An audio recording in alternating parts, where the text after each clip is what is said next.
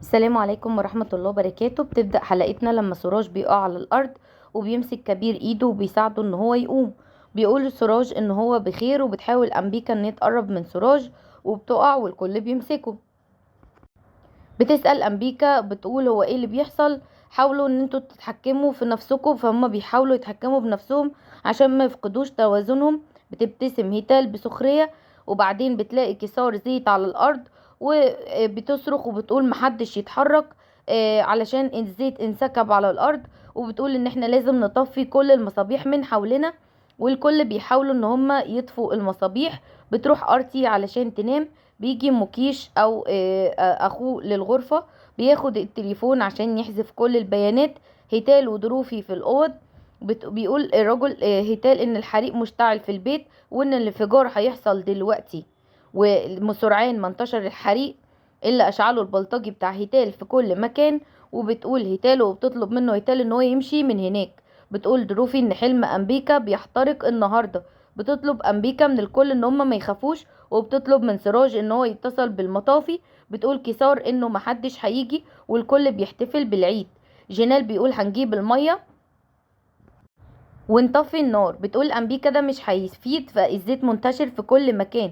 بتقول كسار لازم نعرف منين جه الزيت ده ومصدره. قال كبير ان الزيت جاي من الأنبوب ده. وقالت أنبيكا لو حد مننا جاب رملة ورماها على الأرض يمكن نقدر ان احنا نمشي ونخرج وننجو. قالت كسار ان بيت الجيران قيد الإنشاء ويقدروا ان هم يجيبوا رملة من هناك. قال سراج لو انتقلنا هنحترق. فقالت كسار ان هي هتروح لان هي قريبة من الباب. جريت على طول خرجت من الباب، وبعدين شافت ارتي مكيش في اوضتها وسألته.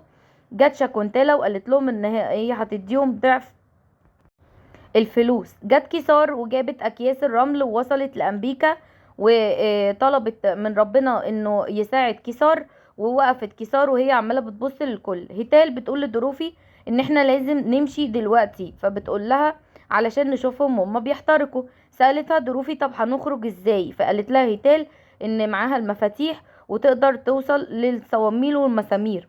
بيروح مكيش لاخوه كيران وبيوبخه وبيقول له لو عرفت ارسي دوافعنا ف... وعرفت ان انت اخويا التوأم، وهما الاتنين بيخططوا علشان يتجوزوها ويحصلوا على دمها.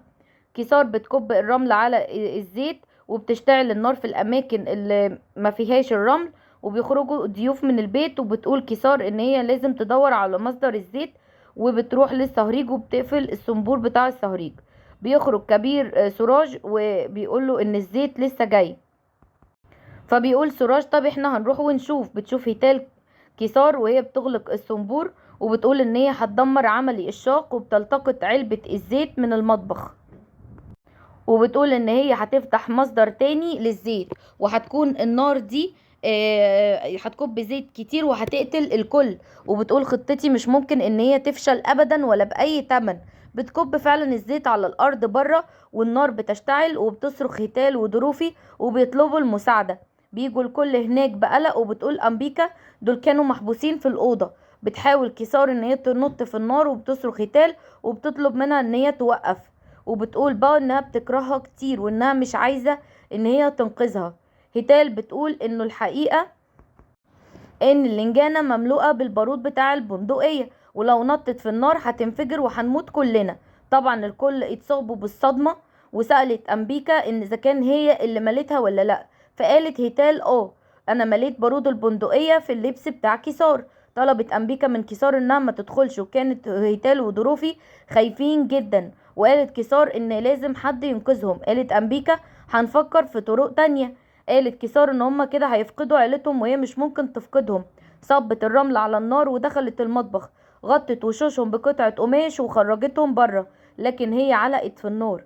وصل كبير وسراج هناك واتصابوا بالصدمة لما لقوها جوه. وقعت قطعة من الخشب بتصرخ كيسار، لكن صنبور المية انكسر وسقطت المية على كيسار، وده أدى إلى إنها تتبل.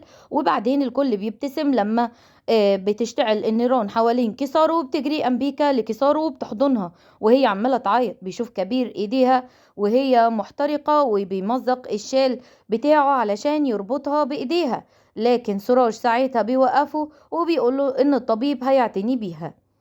في الوقت ده بتواجه أمبيكا هيتال وبتطلب منها إن هي تسأل قلبها عن اللي عملته مع كيسار، وبتقول انتي اتلعبتي بجاياتي وجينال ضد كيسار، وقمتي كمان بالتمشى أثناء صلاة جوري، وحاولتي انك انتي تغرقيها في خزان المية، وحاولتي دلوقتي انك تحرقيها وتشعلي النار في البيت كله. وبتقول لها انتي أسأتي ليها، لكن كيسار كانت دايما بتدعمك وبتعارضني وضد الكل، وقالت دايما ان هيتال انتي عيلتنا وبتطلب مننا اننا نديكي فرصة. وبعدين بتطلب منها تبص لظروفي، وبتقول لها لو ما كانتش انقذتها كيسار ما كانتش هتكون معاكي النهارده. بتمسك هيتال بايد ظروفي وبتقعد تعيط، بتبكي ظروفي كمان.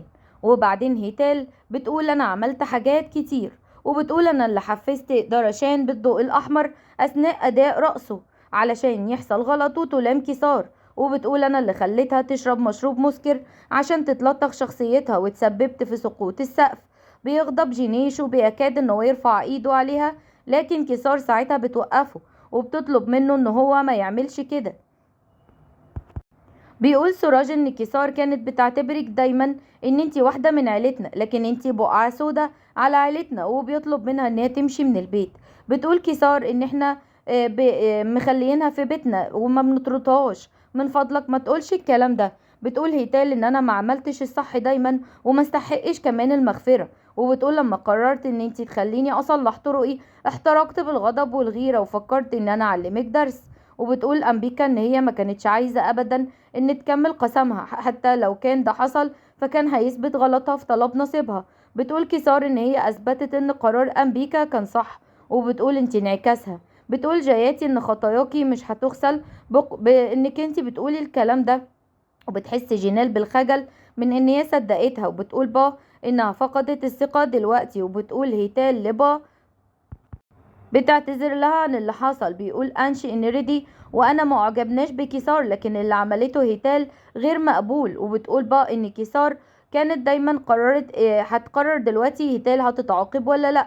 بتقول كيسار ان الشر بيقهر بالخير، وبتطلب من الكل ان هم يدوا هيتال فرصة علشان تثبت صحة كلامها. بتعيط هيتال وبتعتذر وهي ايديها مطويتين، وبعدين بتعتذر لكل افراد العيلة، وبتقول ان هي ادركت النهارده انها غلطت في حق الجميع بما فيهم الاطفال كمان. بتعتذر لجينيش وبتطلب ان هم يسامحوها. بتفتكر باني كيسار قالت لها ان البيت هيكون مع بعض وهنؤدي البوجة معا. بتعانق هيتال كيسار وبتعيط، وبتبتسم كيسار وبتبص لأمبيكا. رفعت هيتال ايد كيسار وقالت ان أمبيكا زوجة اخيها اقسمت قبل 20 سنة، واضافت ان القرار ده كان نعمة لعيلتنا باكملها. واثبتت كيسار وأمبيكا ان صلة الرحم بين الام وبنتها مش مجرد صلة دم، بل ممكن تكون حماتها وزوجة بنتها اما وابنتها. واعتذرت لبا وقالت انا هحاول ان انا اكون بنتك. قالت با ان عيني ووداني هتكون دايما مفتوحين عليكي، وقالت ان هي هتديها فرصة. قالت أمبيكا انت جيتي متأخر بالليل لكنك جيتي واصلحت كيسار طريقك، وامل ان تتقبل العيلة بقلبك. بكت هيتال وطوت ايديها. كبير بيقول لاصدقائه ان كيسار كسبت كراهية الكل بحبها، وبيقول يا ريت حبك ينتصر قبل ما اموت. وبيسمعوا سراج بيجهزوا كلهم الطاولة بتاعة الطعام، وبتحس أمبيكا بالفخر وبتقول لكيسار محدش قدر يعمل اللي انتي عملتيه.